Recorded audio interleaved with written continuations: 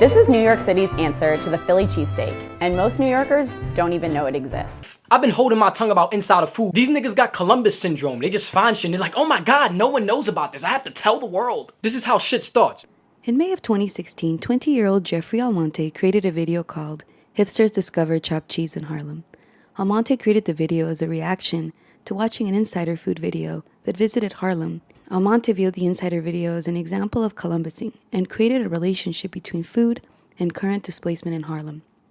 For those of you that may not be familiar with the concept of Columbusing, Columbusing occurs when a group of people, usually white, claim that they have invented or discovered something that has been around for years, decades, or even centuries. I basically use my content to show like an artistic platform that's a medium for all people from different educational levels to understand very complex concepts and information.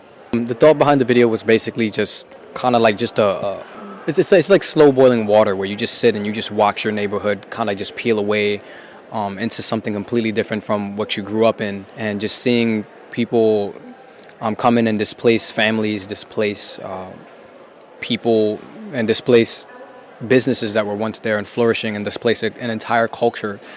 And I saw the chopped cheese video that they made, and they kind of made it seem like if it was something new and trivialized poverty. So I wanted to use that as a sort of very simplistic means of explaining what gentrification was and how it was a prime example of it. I mean, some people say that Harlem is being quote-unquote cleaned up. That's what they call it, which is problematic in and of itself, because it's like the more you see white people, the more people start to, have that internalized racism, like, oh, this neighborhood must be less dangerous or whatever because we're in the white side of town or whatnot.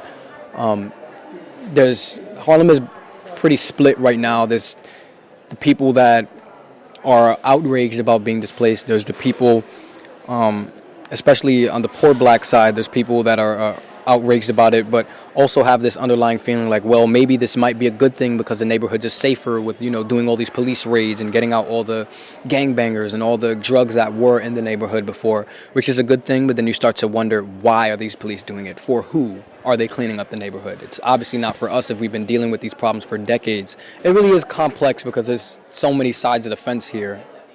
Cora Cervantes for Pavement Pieces.